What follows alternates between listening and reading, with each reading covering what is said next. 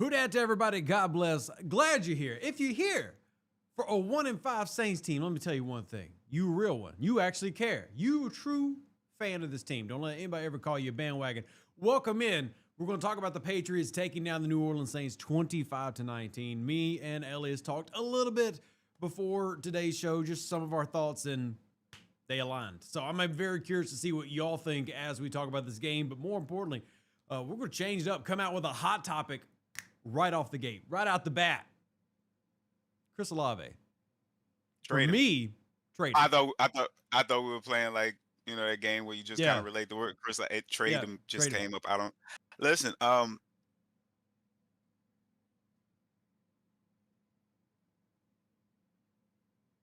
Big time players make big time plays, I agree. and Olave had an opportunity for several big time plays. How much have I been saying it? All I've heard of week to week is the ball location. I said if the ball get to the receiver got to make the catch. No greater example than that than today with a lot of catches between Olave and Juwan. Somebody got to help Rattler. We get it. The big one with me was seeing, and I brought this up to you, and I'm going to let you say what your first thought was, but seeing Kayshon Boutte opposite side of the field, 1-to-1, made me convinced. And I made a show months ago, said, hey, it wasn't time to trade Olave because you wanted to give Rattler every opportunity. But you're approaching the deadline. It's clear you need to build for the future. And Boutte is small, but he plays like he's 6'2", 6'3", so you'll think he's 6'2", 6'3". He's 5'11", 195. But you couldn't tell him playing against the Saints defense. That's how big he is. But Olave doesn't play with that same bigger than he is. And if you're going to be a true number one, you got to be that guy. And I'm not even saying that Kayshon's going to be that guy. I mean, he's still young in his career. But you saw him do things that Olave is not doing. And you got to find that guy. So if you can get value for Olave, get it. Well, here's the thing. You saw him doing things that Olave showed his first 2 years he couldn't do, and that's why he was left asking for more plays down the line of screens or down deep during training camp, where he was lobbying for that, because the team wasn't using him there because he wasn't winning enough down the field. And, yeah, to your point, we discussed it. Boutte ended up, well, I want to pronounce it Boutte ended up with some plays where I legitimately, when you brought him up, thought he was 6'2". Yeah. Like, I was like, oh, no, I was like, yeah, I said, no, he's like 6'2", 210. It's like, no, he's 5'11", and I go to look it up, and yeah, he's 5'11". That's what Rattler, if you're going to surround Rattler with smaller receivers, they better have that skill set. Yeah. Otherwise, the Saints should trade Olave and run with Vele. And I do want I'd to rather point just out see him run with Vele. that we're not even saying that Olave is bad. We're saying he's a valuable thing that can be traded for future assets. He's just not the guy that they need, especially for a young quarterback in Rattler. Or, watch this. Oh, okay. Something I've been speaking, I'm going to give you the flip side of it. Or, because Rattler needs a specific skill set. Mm-hmm. We saw Shuck with a different skill set. We saw Shuck throwing receivers open. We saw Shuck with better ball location. If that's the offense you're going to run, if that's the thing, the play calls you want to do, if you're not going to adapt, let Shuck start getting some snaps eventually. Because Shuck fits the system more. He fits the decision making more. Listen, as much as we're going to point out how Rattler needs better weapons around him, like most younger quarterbacks do, we also saw Rattler make some questionable decisions that could have turned into worse situations. And he got bailed out because defensive backs are defensive backs for a reason. Okay. There were times throughout training camp, times throughout preseason where Kellen Moore lauded Shuck's decision making, saying more than once it was a high football IQ play. The decision was Shuck took off running, where he's like, look, 9 times out of 10, the quarterback throws the pass there. Shuck made a smart decision where he runs with the ball. One of the few times where they would typically run with the ball and it turns into a touchdown. Though I hate to say that Shuck is Kellen's guy, the reality of it is he is Kellen's guy. He was his And if pick. Kellen, exactly, if Kellen isn't going to play to Rattler's strengths, because put it like this, I would keep Olave with Shuck throwing him the ball. That would be the trick, because you want to see more run after catch. And Shuck see, throws a honestly, better ball. I'd still trade Olave. My logic being is because Olave is not that guy, you've got Olave already. His name is Rashid Shaheed. Because you want Olave to be above what Shaheed is. I haven't seen Rashid be that consistent with. Well, you know what? And that's what I mean. We're talking about Chris Olave, who's been king of the drop this year.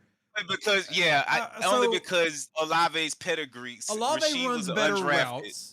Rashid Shaheed's more consistent with his hands, but Olave runs better routes. Rashid was undrafted. Therefore, he's climbed up to the ranks of where Olave is as an undrafted. Due to his pedigree, you would expect more from Olave.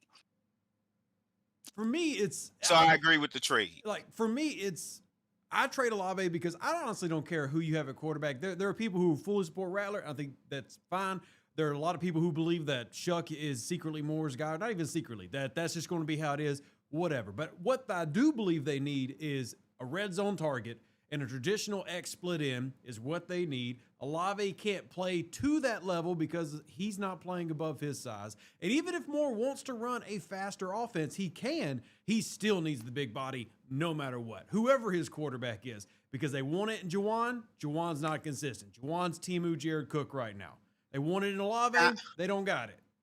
I think no matter what, they have to find that better receiver. So with that said, Olave is a target that is good. He could be a flanker on almost any NFL team right now and be a good player. I mean, easily as a flanker making 800 to 1,000 yard seasons on a good team. Get value for it. Find you your guy. Go and get A.J. Brown. There you go. There you go. I said it. Go get A.J. Brown. He's unhappy. Saints need that mode of receiver. I would go with the youth run though. If it were me, that's why I'm like, just go ahead and start Vele, start getting tipped in some snaps, up the rotation. You're young, you see where you are. But it's a middle line. There's some things that I think Kellen Moore needs in his offense, and it's like, hey, to be clear, I'm definitely not absolving him of. I think his time management. I mean, a lot of things the Patriots this game did way better. Their time management, flawless. Their challenges, flawless. Outcoached him? Yeah, very, very outcoached. We got outcoached. Very much. So we can lean into finally what I've been saying for several weeks. Yeah. We've been getting outcoached. Yeah. He's a first-year HC. Maybe he finds it, maybe he doesn't. But definitely got outcoached. So I don't want anybody to take this episode as what I'm saying is like, oh, this is all on Olave.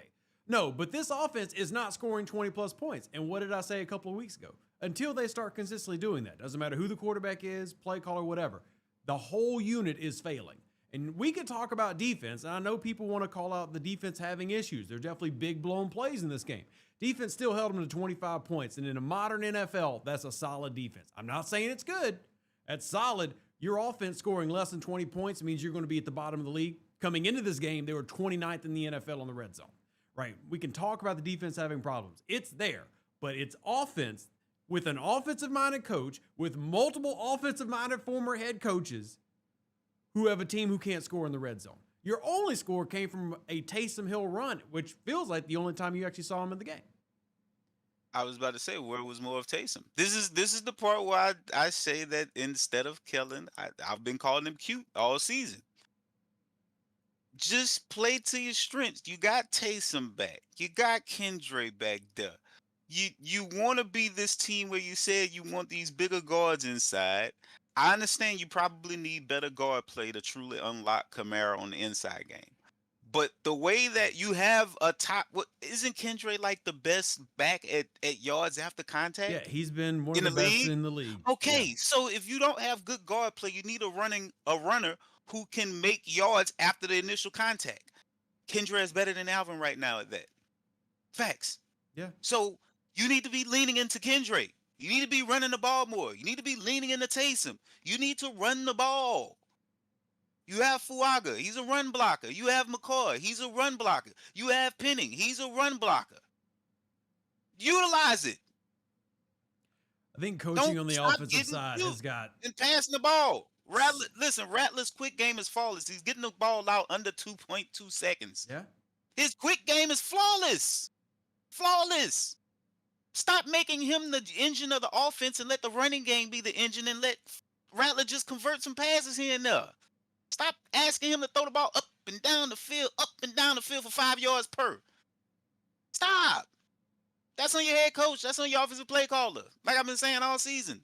Everybody think I just have these weird takes. No, No. it's pretty obvious.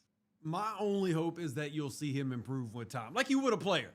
But 6 Listen, games in, you have enough tape on Moore as a play caller, just like you have enough tape on Rattler to make calls. And Moore is certainly failing the minimum of what you would want from not only an OC, but from an offensive-minded head coach. And I really can't leave the third down conversion rate being low, the red zone being a failure, time management being a problem, the guy ending games in halves with all of his timeouts. Didn't do it at the end of this game. But, for another one, your offense has struggled to score touchdowns today. Why are you punting with 4 minutes left? Because if they get a field goal, it's over. Where's the aggressiveness to go for it in that situation? And I definitely agree there's been play calling problems, but just more as an experience so far through 6 games. I brought it up about the corner when the cornerback for the Patriots went out. That's a play where Sean Payton goes right after the backup immediately. Put your best play out there. Yeah. That play, we put Cooks out there and had Rattler turn to the other side of the field. Didn't even acknowledge that they had put in a backup cornerback. That's something an experienced coach. That's a play call where immediately we're gonna attack you. Yeah. You just coming in the game? Yeah.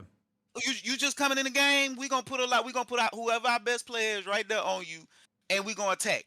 Those are the coaching decisions that you hope he can improve on in due time. You hope that that's something he improves on, because what I've been saying, I'm 5 games in and the mistakes are getting worse. They're not getting better from him. Yeah, and I want to point out that he's also got a lot of good gameplay from. We keep talking about the offensive line. According to SIS, again, different analytics will have different numbers. Always compare same to same. But on this show, we typically always give you either SIS or NFL Next Gen. Spencer Rattler coming into this game been pressured on only 14% of his snaps. Right, we've looked at guys like Kendre Miller, who are averaging at the top of the league. He's top 10 in yards after contact. So it's not like he's got a. I've seen too many people say this team is lacking talent. And I'm not saying they have elite Pro Bowlers, Hall of Famers. But the numbers aren't backing up what the results are. Because if your quarterback's only being pressured 14%, keep in mind there's some quarterbacks being pressured over 30% of their snaps consistently. If you've got a running back who is consistently in the top of yards after contact, and yet you're averaging only 8 carries with that running back, those are coaching problems. Those aren't talent problems on the offense. And I do believe we can get better. We just talked about wanting to trade Olave. But there are a lot of things that just aren't adding up when you talk about what could be better on this team that isn't, the math ain't mathing. He's not playing into the strengths of his team. I'm telling you, Yeah. Kellen Moore gives me LeBron and not Jordan. Jordan had a killer instinct. There's a reason I'm a Jordan fan. I won't discuss who is better depending on your generation. What I will say is that Jordan, like Kobe, or Kobe like Jordan, those players have a killer instinct where they will attack when they smell weakness. There are too many opportunities for Kellen Moore to smell weakness on an opposing defense, and he doesn't call the play. He'd rather just dish the ball off. I hate it. And it's more than just offensive, it's coaching in general.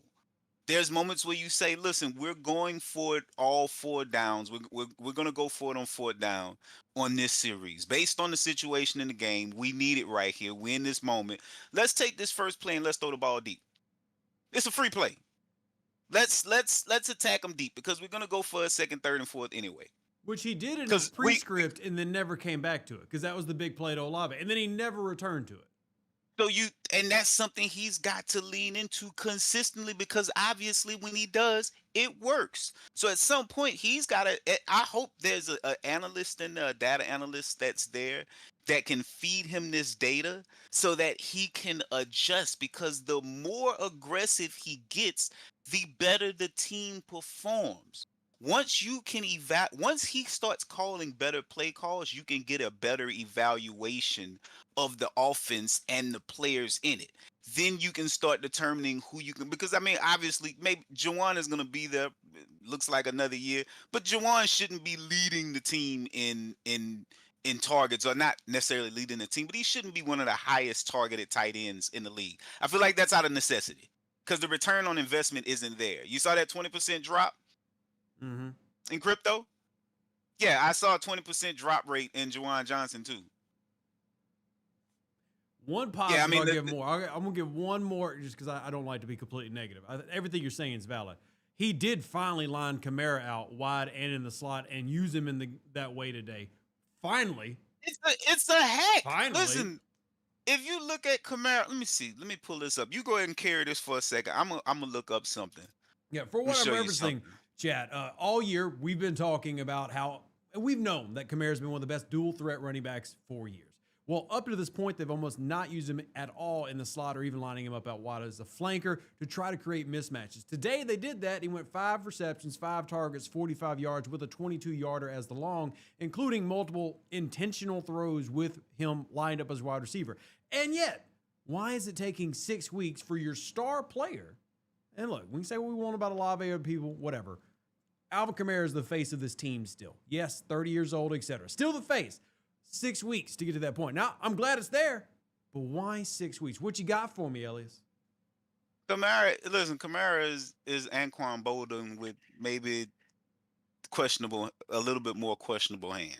But he's a legitimate weapon in the slot. I mean, it was something. So what I'm looking for is I'm pulling up PFF. I'm having to log in here. Kamara's usage as a slot receiver his rookie year was pretty high up there. And then it slowly trickled down, but then you saw where when we got under Pete, it continued to go, but it dropped at a significant rate under Pete Carmichael's play calling. It's the cheat code that's waiting to be used that nobody's used it since his rookie year because he was expected to be the main guy the following year, right? You see what Alvin Kamara does. So naturally, his second year, you're going to expect him to carry a little bit more of the load. So you saw less of Mark Ingram, more of Alvin Kamara, right? Alvin's at a stage in his career where he should be taking Marshall Faulk-like carries. Most of his snaps should be as a receiver. You got a young bull in Kendra. The only thing holding Kendra back is Kellen Moore not giving the ball to Kendra Moore. Yeah, I mean, Kendra's a bull out there. Alvin Kamara doesn't, because I've seen people say trade Kamara. Kamara, one, doesn't want to, but Kamara could still have 2 to 3 productive years on this team, just not being used as a bell cow. And I'm not even saying that he doesn't need to get 10 carries, but Kendre Miller can be the guy. You could have split back situations where you have both Miller and Kamara on the field and force things to be used in terms of Kamara's slot ability to your advantage, which will do nothing, if nothing else, open up the box more for Miller, because if you put AK out in the slot, you have to respect him, whether you do that with your best linebacker or your nickel corner, which frees up a spot for Miller. I don't understand why things like split back aren't used more, because you've seen AK used that way with multiple offensive coordinators effectively. And yeah, and I love your point, because at this point in his career, it's time for him to switch back to what he was as a rookie, when he wasn't the number one guy. Ingram was the main. They knew AK was going to grow into it, but it left room for AK to be the versatile knife. He's back to that point. He's not going to carry the team on his back anymore. Although you could ask him to if you really want to, diminish the carries of his career. But you can have a lot of success with AK. There's no reason that he should not be out in the slot more. So check this out. Here's what and this is something that Kellen can unlock. I hope someone has analytics. 22.7% of his snaps in his rookie year were came from the slot. Mm-hmm. The second year, 17. Third year, 11. Fourth, 12. Fifth, 13. Sixth, 4.2. Seventh, 5.2. He went back up to 16% last year. And also, conversely, was Shout out Kamara's Kubiak. bounce back year last year, right? Now, here's the further thing. Out wide, he was used 19% of the time out wide as a rookie. 16%, 13, 10, 14, 6, 5, 4, 5. There is something Reggie Bush said a few years back. He said, hey, I could have extended my career if I'd have played wide receiver. If the Saints use Kamara more formational wise as a receiver in certain plays, but on a higher footage, and keep Miller on the field as a runner, they could be adding the run after catch specialist that the offense is missing just by moving Kamara into that role. Because he wants to run screens, he wants to do all these things. Well, then just make Alvin Kamara that guy, but just use him the way he needs to be used, which is as a receiver more. Just Does it hey, have, it's time to pass the torch. What does PFF have Pass his the torch. stats for this year in the slot leading into this game? So first 5 games so far for Kamara used in the slot and out wide. I'm sure it's single digits, and also shout out to Shelton Bibbs. Thank you for supporting the channel. Says they say that we should trade Olave for AJ Brown. Personally, just me, I'd rather trade him for draft capital and picks, but I also understand where that's coming from. Reason I wouldn't Here's the numbers for you. Yeah, what'd you got? 7.7 in the slot this year. Yeah. 5.1 out wide. So are we seeing it? So currently, he's approaching Pete Carmichael levels of using Kamara in the slot, and those were also Kamara's least productive years. That's the grossest thing I've ever heard. He's compared more to Pete Carmichael, and that is gut-wrenching. But that's unfortunate because what I've been saying, the reason I would trade Kamara because is obviously you're not going to use him right. That's what I keep saying, and it's obvious that Kellen Moore is going to be who he wants to be. The game where we looked competent as an offense, he said, oh, we were in the gun too much. I wanted to get out of the gun. I wanted to be more in the center. We went right back into the gun the last 2 weeks. Right back into it. So he's got this identity that he wants to do. So it's like, cool, if you're going to be that way, go get the players that let you do that. But if you're not, then work with the players better that you do have. It's really making me miss Clint Kubiak, man. Clint got done so dirty with everything that happened last year, and look what Seattle's doing. And like, I'm not saying Clint Kubiak was a perfect OC, but Seattle's 4-2. That offense is clicking with Sam Darnold, and we've got Kellen Moore using AK 7% of the time in the slot, where last year you saw AK hit. He was 7 yards away from a 1,500 scrimmage yard season. I mean, those are elite running back numbers. And this year, he's on pace to barely hit 1,000. I don't think that AK has fallen off like that. Like, I'm not saying he is what he was in 2021, but he's not falling off. He's not out there hobbling. Go back and look at those episodes. Go back and look at our first episode from the first 2 games. And I was screaming, why the hell are we throwing Alvin Kamara the ball on a swing route? To let him line up and get hit and force the fumble when you can just turn around and hand him the ball on the outside or inside zone scheme and watch him go for 5 or 6 yards. At least he gets to protect himself. Kellen Moore has been using all of the players very wrong. That's why, a fact. And like, if the Saints had a better record, because Shelton's saying trade for AJ Brown, I'd be more on if the Saints weren't 1-5. Because at this point, don't trade for an elite or even a high-end type of a player. You might as well go youth at this point. Yeah, I would go youth. But I still get what they're saying because look at those type of plays. A swing play is not too different from a wide receiver screen in a lot of ways because you're just trying to clear out for the swing. But with the receiver, you typically have a quicker and better option in terms of bigger option for those quick yards. An A.J. Brown type could do it. But listen, you need, like you're saying, you need the people for what Moore wants to run. I would rather him run what you have available right now. If you're going to do that, just line Kamara up at receiver anyway. Yeah. At least, again, instead of sending him on a flare route where he's the player that's watching him in coverage is looking to nail him. So you send him out on this flare route. Spencer is late getting him the ball. He catches it, and the first thing they do is line him up, pop him. Well, you might as well just split him out at wide receiver and just throw him a quick screen from the start. And at least everybody knows he's getting the ball and is going there. If that's what you want to do, it's just use him better. Stop getting cute with how you're going to use him and just use him for what you ask him to do. Yeah. You don't have a successful, like, what, how many yards per carry we had? 8, 9 yards per carry that game? Probably a little less. I might be exaggerating it, but whatever. But you have a game where you do that, and it's after you switch to more outside zone running, and then you Mm-hmm. turn right back around the following week and start running and go back to gap scheme. And then you wonder why you don't have a run game to run play action off of it. During the broadcast, the announcers brought up that, hey, play action has been looking good. He's only caught 5 play action passes this game. Huh, heard it, heard it, heard. It works, so why not do it? You know why not do it? Because Kellen Moore doesn't want to call play action. He wants to run from the gun. Another stat, just because I want to really emphasize this Kamara thing. I went and looked up on NFL Next Gen. He's averaging 4.8 yards of separation when actually used in the passing game. Which You would, know what which, separation is?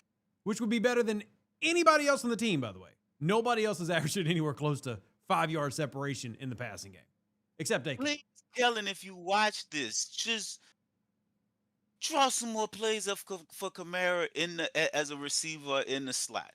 Put Kendra on the field more. Run the ball more. Run play action. You'll win more. You'll score over 20 points. Yeah. I guarantee it. You will score over 20 points if you just do that. And if you're gonna trade Olave, I'm cool with the picks. Trade him for a cornerback because you need one. You need one. You need a cornerback. Secondary is too young not to have an established cornerback out there that's actually good. I understand you went with Ike. You went with Ike Turner, Timmy Turner, Hey, Turner, you put some whatever. respect on Get him. Yeah, get him. McKinstry. I couldn't. Get him. You went with get him, but get him was like a C plus, C minus. Yeah. You need at least you need a competent veteran corner there that can still give you some high level play because that defense requires intelligence from the secondary. Sank ain't played enough football yet. He's still gonna get confused. Yeah. He has some Eric plays. Reed has been, but then you got Kool-Aid out there in his second year, making mistakes. Cool, I get it. He's still young. Now you got your other 4th-round pick out there making mistakes. I get it. He's still young. You got Taylor still out there making coverage mistakes, but we want to pay him along with his 20 missed tackles a year. Why are we discussing extending Taylor? I don't know, because Brandon Staley is saying he's got all the stuff. I'm not for it. I'm not with it. No disrespect to him, but I think you can get a little bit more from that position with better tackling if that's what you're going to do for a little bit less money. Regardless of that, your secondary is young. You need some veteran players there. Eric Reed ain't doing enough. All of that said, and this is, I think, the worst part, the defense is still better than the offense. I don't think a lot of people want to hear that, but the defense is still better. Defense held, I can give him that credit. Defense I held can give him him that credit. Including Drake May, who scrambled 9 times. Defense held him rushing 2.4 yards per attempt. That's it. Right? Now, they give up big plays, yes. Sanker is not even had 6 games as a starter. He bit on some Yankee concepts. He gave up some big plays. Young guys are going to have that problem. Yeah. But this team had, 7 tackles for loss, put consistent pressure on a quarterback who is really jumping up in terms of his improvement. Hopefully you see the same thing with Rattler as he gets more snaps. Defense is playing consistent, and people can say what they want about the defense, but the defense is not out here giving up 40-point games. The offense is the ones who can't even score 20. And again, we're going just based on consistency. You've had Rattler, and I'm not blaming Rattler. I'm just saying Rattler has scored with his offense more than 20 points, twice in 12 games now? I think a lot of that is on Kellen Moore right now. But we can say whatever we want about the defense. It doesn't really matter if your team is scoring 1972 levels of offensive points. You're just not going to win football games.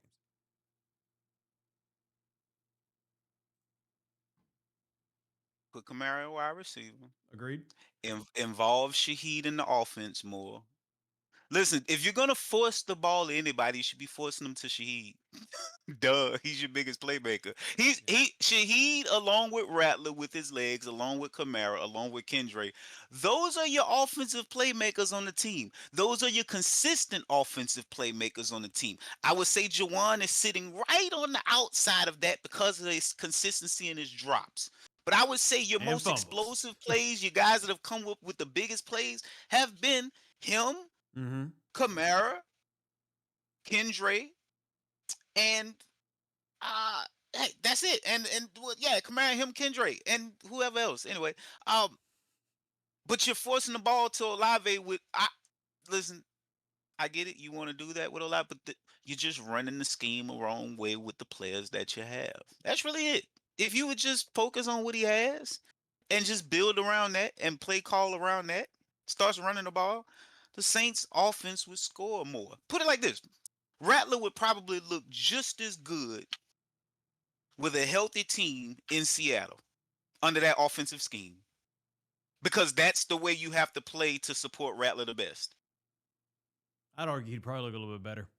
I mean, I, I I'm underselling it here because I'm like, hey, I mean, he could have, but he's again, if Kellen Moore wants to do what Kellen Moore does, then you might as well go with Shuck.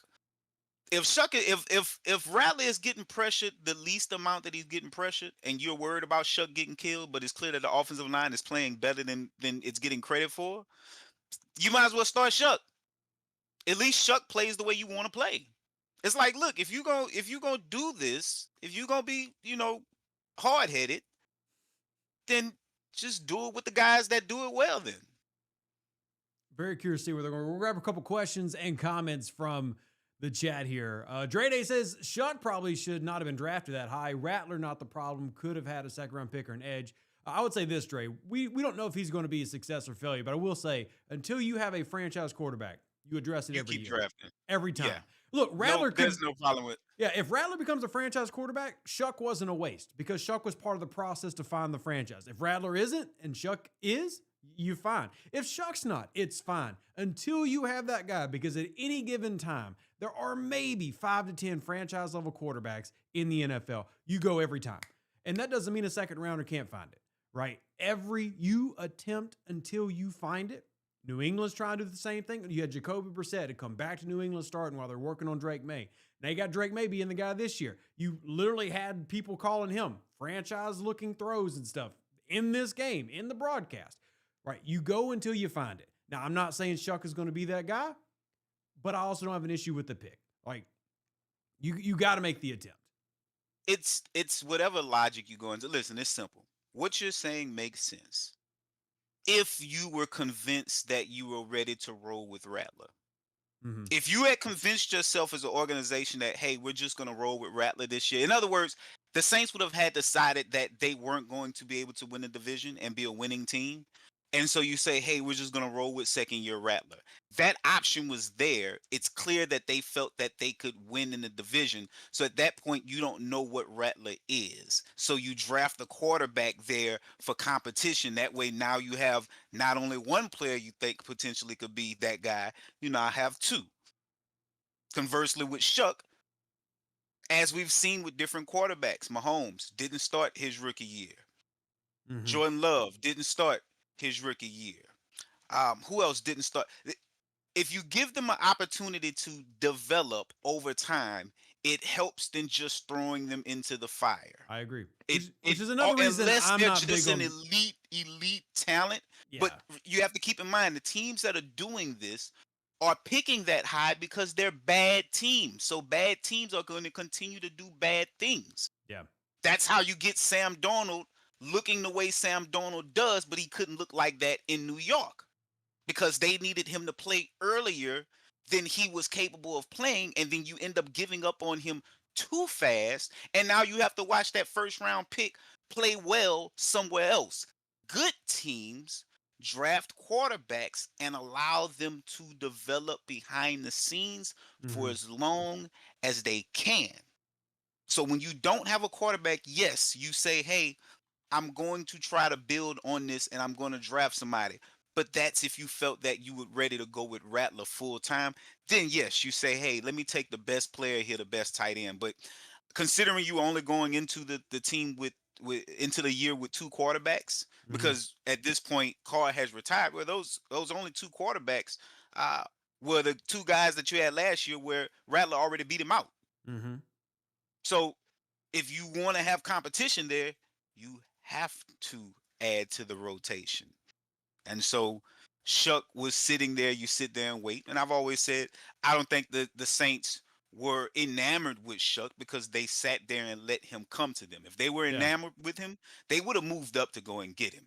They didn't. So in other words, they were okay if somebody would have picked Shuck ahead of them. They would have been completely okay with that. But nobody did. He was there, so they took him there. Was it worth the pick? Arguably. You can say you could have had a better player there. And yet, if he hits a year, 2 years down the line, then it definitely was worth it because it's the most important position in football.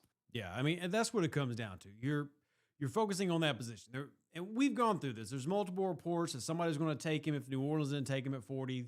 That's part of why he goes. Look, and whether you like him or don't, completely fine. I get the logic. It's always easy to, go back in history and say, well, they should have got, Johnson, cornerback. Yeah, he's great. He also could have been Stanley Jean-Baptiste. There's no guarantees in the draft. You address what you need to address. You go from there. This scouting room has been much better than they've been bad compared to the rest of the NFL, right? Excellent. We'll see where it goes. Man, I'm still a 1-5 team, but there's definitely some young pieces I'm excited. We're going to grab a couple more. Then we're going to wrap it up. All right. Appreciate y'all being here. Means a lot. So, like I said at the beginning of the show, the fact that y'all come here for the team being 1-5 shows that you really care about the team. You'd be frustrated. I'm not saying your frustrations aren't valid, but who dat to you, and God bless y'all. Y'all come here for these insights. Listen, Yeah. if you are listening to this and listening to what me and Rev talking about, there will be some of the things that we're talking about that you may be able to go on another podcast and hear. I can promise you that. But Mhm. there are some things that Rev and I are saying right now that we're giving you that nobody else is talking about. That's true. I guarantee you. They're Yeah. little insights that only you can find here on this podcast with these two people. Guarantee you. I sold the hell out of that.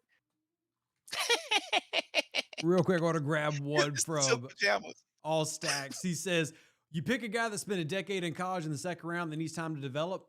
Yes, because look, let me give you the logic as to why. And I'm saying, okay, you're more than welcome to disagree with me. In terms of position that is the average retirement age, did you know an NFL quarterback average retirement? What? He's baiting you. No, it's I wouldn't fine. explain that No, to it's him. fine. I think it's good Because for the rest logic is very, very It's simple, fine for and the we've already explained it. the rest of the class, though.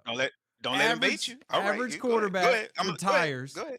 in the NFL 35 to 38. So even if your argument's true and it takes him till he's 30, that means you got 5 to 8 years. Again, if we're in the magical scenario where Shuck hits, 5 to 8 years of elite quarterback play. That's 2 contracts. That's fine. It's not like he's a corner that you worry about him going from a 4.3 to a 4.6 running speed by the time he's 29 years old. It's fine. It's a quarterback, not a skill position player. Now, if it fails, it's fine. But his age certainly didn't stop plenty of teams from evaluating him very highly.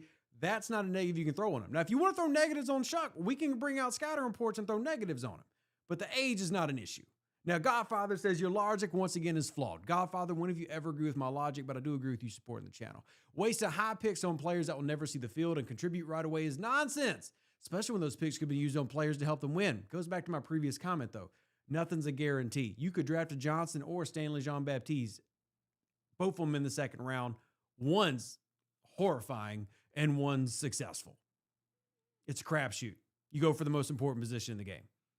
You eloquently explained it, and everybody who thought that logic was flawed before Still think that way? thinks Yeah, that logic is flawed. That's fine. Yeah. We still love you, SaintsReport.com. I'm just kidding. I'm just throwing some fun. SaintsFootballTalk.com while we're discussing it. Yeah. SaintsFootballTalk.com. Get that plug in. Yeah, I mean, I've been telling y'all, like, all right, cool. Yeah. The Pittsburgh Steelers called about Shaheed. Obviously, the Saints rebuffed them. Mm-hmm.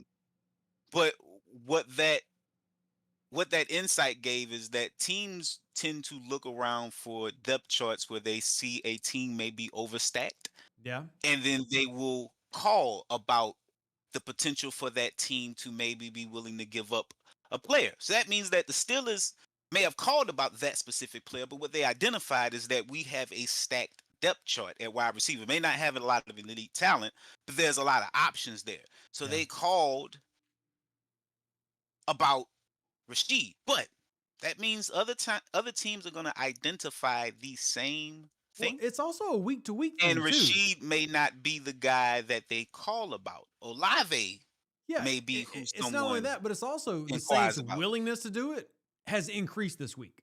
If you had come in and won this game, and let's just Oh, say Tampa absolutely. had lost, Well, Carolina had lost, which both Carolina won and Tampa's winning. If that shorten it for you. division Watch stayed this. semi close, you're hesitant. But now I'm gonna you're one shorten it and for you. five. Hmm. It's I'm gonna shorten it for you. Last year, Mickey Loomis said he was only into trading players that were no longer helping the team win. That's why Lattimore got traded. From what you saw from Olave today, is he helping the team win right now? He is not a number one receiver that's helping you win. Is No, he is he helping the team win right now? no, Yes or no? no. No. Trade him. Simple as that. Now, you want to ask how much we getting for Olave? That's a great question. He's young, has a fifth-year option. A lot of teams value that. I don't think you're getting a first, but I do think you can get either a day two, maybe a later day two pick, or several day three picks. I want a second in the player. I want That's a also second in the fine. player. Yeah. And here's the thing: the reason why I'm going to say this is because my reference for Olave's value is Brandon Cooks. Do you remember when we traded Brandon Mm-hmm. Cooks? Similar kind of scenario, except we traded him prior to this year. All right. So Brandon fetched a late first rounder from the Patriots. There was rumors that we wanted Malcolm Brown before, but the Patriots didn't want to give us Malcolm Brown. Mm-hmm. The reference point for me for Olave is a second rounder and a player. And I would take it if it's a corner and a second rounder. But I think the highest you can get for Olave, including the concussion issues, is potentially a second rounder for Olave. Mm-hmm. And I would take it. The only difficulty is going to be that the wide receiver trade that has been so up and down for the past 4 or 5 years. You've seen some big names go for like a fifth round pick, and then you've seen guys go for a first round, like you're bringing up the Cooks trade. It's been everywhere. I mean, when Christian Kirk got traded, he went for a seventh, right? But Well, the production is there with him. yeah, And here's the thing. Here's what you're forgetting, and you already added. You didn't forget it. You just forgot about it. You didn't. You talked about it. Yeah. The contract is what teams are going to value the most. Lots of value there. That's what's going to get you the second round pick. He's got the production, yes, but the fact that they can get him this year, right now, where he is, still on the lower level scale of the contract, and then have another year to watch him play before they decide if they want to spend more money on him. That's what teams are going to pay for. And that's why I'm saying the second rounder. And we know that because Kellen Moore talked about that's the reason the Saints gave the fourth for Vele. Yeah. It's because he was still on the rookie contract and teams value that lower salary more than you may think. Two trades. So Olave. I'll say two trades, I think, really back up this point and the value. Calvin Ridley got traded from Atlanta for a third and a fifth. Chase Claypool got traded for a second, right? So both of those guys, similar in terms of young, contract, talented, maybe not live up to certain levels of potential. Calvin Ridley case, obviously unique, but you can clearly see there's precedent, recent history for second or multiple with a third plus another pick or even another player. Like it can definitely be done. I'm going for that second. At the least, you get a third and something else. I would like to be able to fetch a little bit more than we got for Lattimore, because if we're looking at a baseline, we got a third, a fourth, and a fifth for Lat, right? You can't come out with anything less than just a third, because Lat also had a mega million contract that they were getting, and they gave that for him. So again, that contract holds weight, but also does Olave's production wise, especially those first 2 years outside of that injury shortened season. He's 1,000 yards first year, 1,000 yards second year, plus the contract. You're looking at a second rounder at the least. Simply says, I understand if Shuck was 23, but 26. Give me Will. Look, one more. Didn't I tell you? Yeah, I Didn't I know. tell I you? know. I told you. I'll say I one told more you. thing.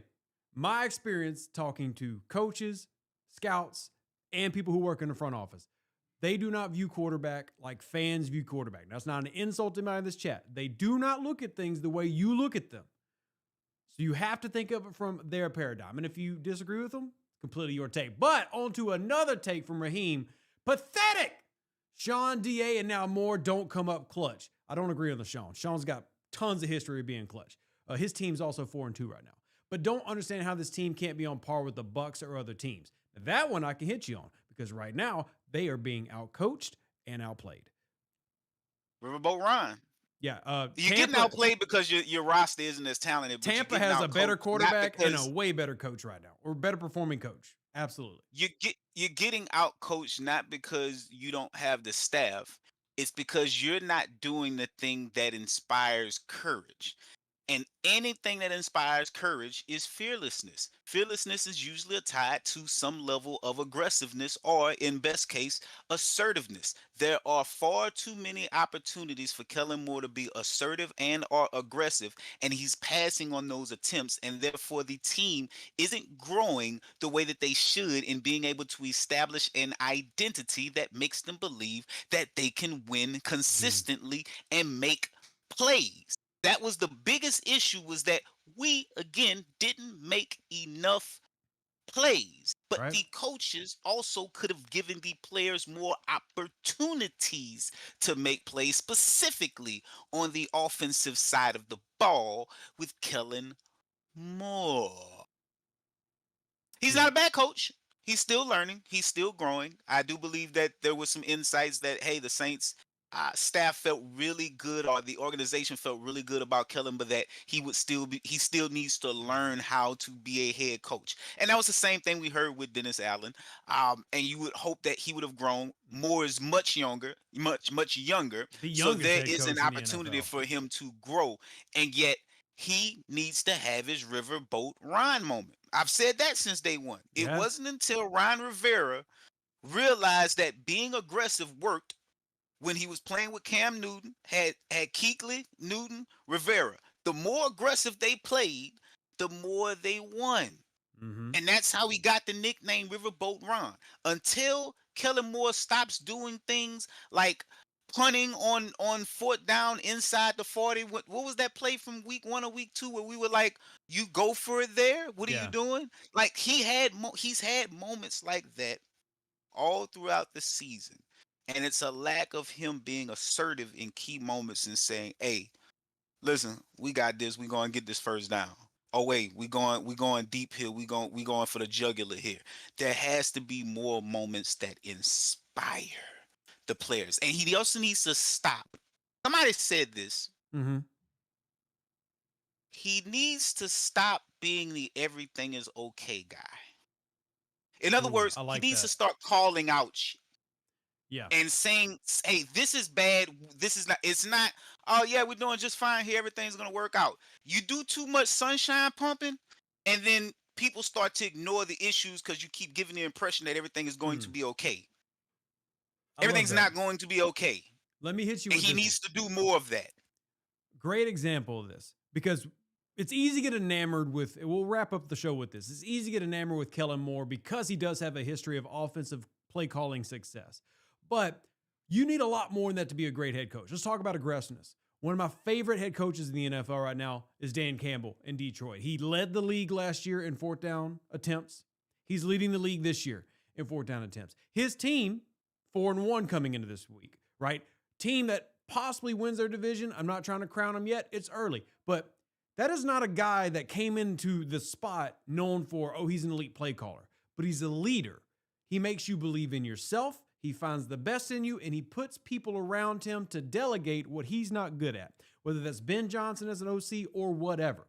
But he's aggressive. He teaches a certain mentality, and I think all good coaches do that. Sean Payton did that. Sean Payton had a lot of flaws, but he taught that mentality. Everybody had it. Everybody bought into it. Moore's got to have the same thing. He can still be a good play caller, even though I think he's making bad play calls, but he's got to learn to be a good head coach, and he's not there yet. I also saw Sean Payton get guys involved like Tommy Lee Lewis. Yeah. See what I'm saying? Like Mhm. he found ways to get guys that were fifth, sixth on the depth chart loose. Whereas you got Mason Tipton and he's still getting maybe 1 or 2 snaps, 3 snaps here. Like utilize these guys. Again, it's all about inspiring your players. Sean Payton was good at getting plays out of everybody on the team in some way. Payton would draw up plays for the equipment manager if he could, just to keep them involved. Listen. You take this right here, you double down left here, and you go and drop this off at Kamara Locker for me. Yeah, you got to utilize everybody, make everybody feel like they're a part of something. Now, I know he did something like that where he said he had a meeting with the team just before the season started where they discussed roles for each player. I thought that was smart. I think that's something he Yeah. learned from his father. And yet, listen, involve everyone as much as you can. You could have drawn up plays for Velus Jones at some point. The guy's got speed. Draw up some play, even if it's 1 or 2 plays a game. Fine. Them 16 passes you throwing to Olave, 1 or 2 of them could go to Velus Jones at some point. A little play drawing up for him. Yeah. 1 or 2 of those could go to Tipton at some point, just to give somebody else an opportunity to make a play. Good coaches do those things. Agreed. Great coaches do those things. It's just the little minute details that separate the great coaches from the good coaches, and I'm not seeing enough of it with Kellen Moore. Kellen, if somebody just please get this to Kellen. Tell him, listen, pay me in biscuits and donuts, okay? Ooh. And I'll be your devil on your shoulder to be like, Kellen, go for it. I'm telling you, I help you. I like it. Good to see y'all. We love you. Appreciate you, Godfather. I do. Godfather agrees with Elliot. Says trade for plays to suit Moore's vision, though he doesn't trust the vision. Let's see if the vision pans out. We'll hit you with some more of this. Hope you all enjoyed the show. Check out saintsfootballtalk.com for more of the good takes, all the takes, and hit up the podcast. Who dat? God bless. We love you. We appreciate you. Deuces, that's me. We're out. We'll see you on the next one.